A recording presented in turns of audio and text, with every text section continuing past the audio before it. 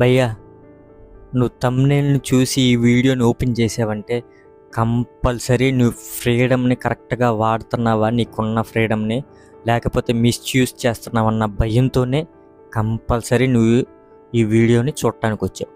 కాబట్టి నిన్ను నేను కరెక్ట్ దిశలో నడిపించడానికి నిజంగా జరిగిన స్టోరీని నేను చెప్తా. అది స్టోరీనే, కానీ నిజంగా జరిగింది. దాన్ని బట్టి నువ్వు కరెక్ట్ దారిలో ఉన్నావా, రాంగ్ దారిలో వెళ్తున్నావా అని చూసుకొని సరి చేసుకుంటే నీ జీవితం చాలా బాగుండిద్ది. ఇది నేనేదో స్క్రిప్ట్ రాసుకొని దీంట్లో నుంచి తీసుకొని చేసే వీడియో కాదు, గుర్తుపెట్టుకో బాగా.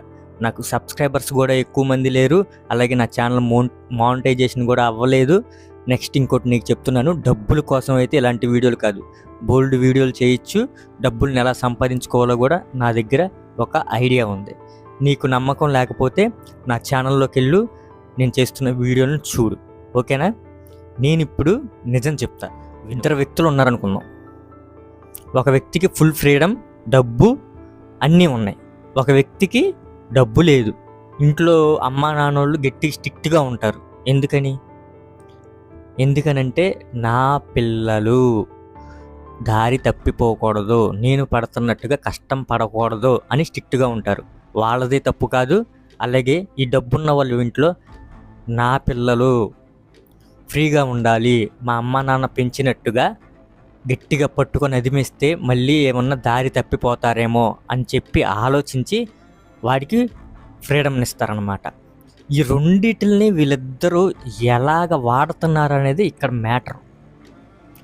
నీకున్న ఫ్రీడమ్ని నువ్వు ఎలాగ వాడుతున్నావు, నాకున్న ఫ్రీడమ్ని నేను ఎలాగ వాడుతున్నాను, ఇదే ఇక్కడ అసలైన మ్యాటర్ అన్నమాట. ఒకడున్నాడు, నాకు తెలిసినోడే. వాడిని చిన్నప్పటి నుంచి మంచిగా స్కూల్కి పంపించి, ప్రైవేట్ స్కూల్కి, మా చిన్నతనంలో ప్రైవేట్ స్కూల్కి వెళ్ళాలంటే చాలా గొప్ప. ఇప్పుడు రోజుల్లో ఏముంది, అందరం పంపిస్తున్నాం ప్రైవేట్ స్కూల్కి. కాకపోతే వాడు ఇంటర్మీడియట్ దాకా బాగానే ఉన్నాడు. ఇంజనీరింగ్కి రాగానే చిన్నగా మందుకి బానిసయ్యాడు. అలవాటు అనుకోండి, సరదా కోసం. వాడితో పాటు నేను కూడా మందు తాగేవాడిని. అందుకనే ఈ విషయాలు నేను నా అనుభవం ద్వారా చెప్తున్నాను, విను. ఆడు చిన్న హ్యాబిట్, ఎప్పుడు చూసినా మందు తాగాలి, సరదా. ఆ సరదా వాడి జీవితం దోల తీర్చేసింది, గుర్తుపెట్టుకో. వాడేం చేశాడంటే దాన్ని సరదా అనుకొని ఆపకుండా కుదిరిన ప్రతిసారి కూడా దాన్ని తాగటానికి ఇంపార్టెన్స్ ఇచ్చాడు. వాళ్ళ ఇంట్లో ఇచ్చిన ఫ్రీడమ్ని మిస్యూజ్ చేశాడు. నేను కూడా వాడితో పాటు కుదిరినప్పుడల్లా వెళ్ళి మందు తాగేవాడిని. కానీ నేనేం చేశానంటే నేను మ్యారేజ్ అయ్యేదాకా ఎలాగున్నా పర్వాలేదు, మ్యారేజ్ అయిన తర్వాత మాత్రం దీని జోలికి వెళ్ళకూడదు అని ఒక నిర్ణయం తీసుకొని ముందుకెళ్ళానమాట. కాకపోతే ఏంటంటే నిర్ణయం తీసుకున్నా, కానీ ఆపటం సాధ్యమా? మేము ఆపలేకపోతున్నాం అని అనుకోవచ్చు మీరు. సాధ్యమే. నువ్వు తీసుకునే నిర్ణయం మీదే, నీకున్న కంట్రోల్ మీదే ఆధారపడి ఉండిద్ది. వాడికి కంట్రోల్ ఉందనుకున్నాడు, నాతో చెప్పాడు. కానీ ఇప్పుడు వాడి పరిస్థితి ఎలా ఉందో తెలుసా? కేవలం తాగటం కోసమే వేరే పెద్ద సిటీలో ఉండి అబద్ధాలు ఆడతా, మనీ తీసుకుంటా, ఇక్కడప్పులు చేశానని చెప్పి ఫ్రెండ్ దగ్గర వాడుకుంటా, అక్కడే ఉండి తాగుతూనే ఉన్నాడు. ఫుల్ బాటిల్ పెట్టుకుంటాడు, అది అయిపోయిన తర్వాత మళ్ళీ ఆఫ్ తెచ్చుకుంటాడు, తాగేసి పడుకుంటాడు, మళ్ళీ తింటాడు, మళ్ళీ లగంగానే అదే పని.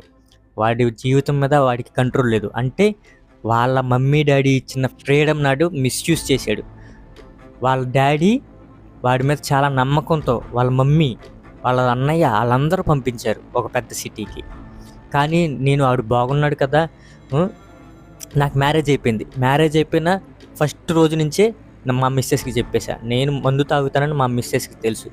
నేను చెప్పేశా, నేను ఇక దీన్ని పట్టుకోను అని చెప్పిన తర్వాత నేను చేసిన ఫస్ట్ పని ఏంటో తెలుసా? వీళ్ళు ఎవరైతే ఉన్నారో సరదా కోసం మొదలు పెట్టిన వాళ్ళందరినీ కట్ చేసేసా. ఒక్కడిని కూడా నాతో పాటు ఉంచుకోవాలా, వాళ్ళతో పాటు నేను తిరగల.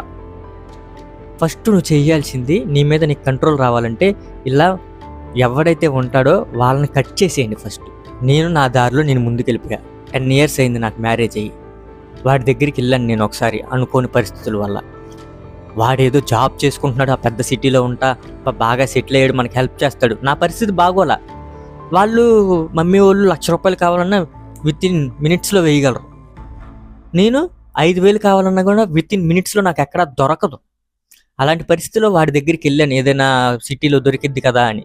ఎందుకంటే నాకు పిల్లలు, భార్య, నేనున్న సిటీలో ఎక్కువ ఇన్కమ్ లేదు అని చెప్పి వెళ్తే అక్కడేంటి పరిస్థితి వాడిది?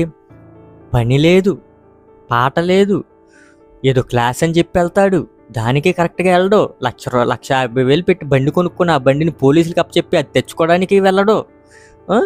ఇలా ఉంది ఆడి పరిస్థితి. వాడికున్న ఫ్రీడమ్ని మిస్యూజ్ చేసుకొని దానికి బానిసైపోయాడు. బానిసైపోవడం వల్ల ఆ లైఫే ఖరాబ్ అయిపోయింది.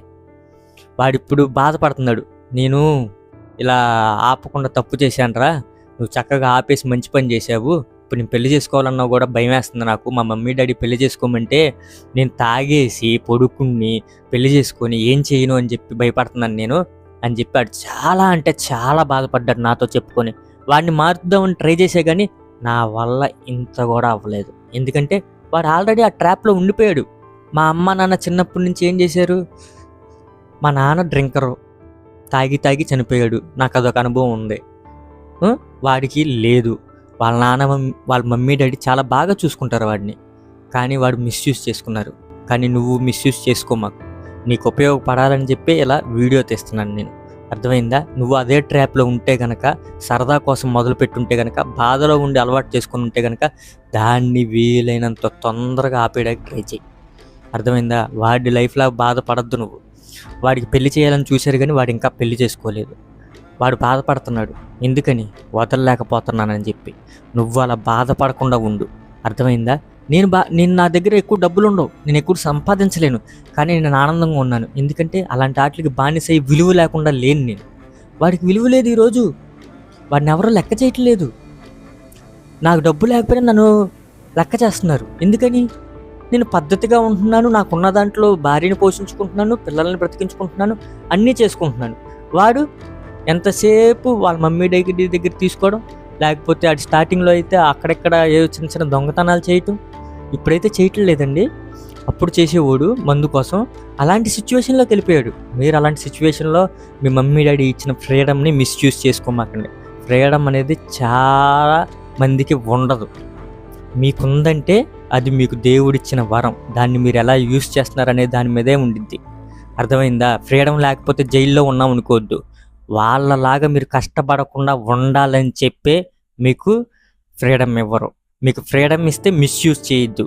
మీరు వాళ్ళలాగా వాళ్ళ మమ్మీ డాడీ ఇలా పట్టేసుకుని ఉంటే బాధపడ్డ విధంగా మీరు ఉండకూడదని చెప్పి వాళ్ళు మీకు ఫ్రీడమ్ ఇచ్చారు. దాన్ని కూడా మిస్యూజ్ చేసుకోవద్దు. రెండు కూడా కరెక్టే. నువ్వేది ఫాలో అవుతున్నావు, ఎలా ఫాలో అవుతున్నావు దాని మీదే ఉంది. నీ జీవితాన్ని నిలబెట్టుకుంటావా లేదా సంక నాకిచ్చేసుకుంటావా అనేది కూడా నీ చేతిలోనే ఉంది. గుర్తుపెట్టుకో.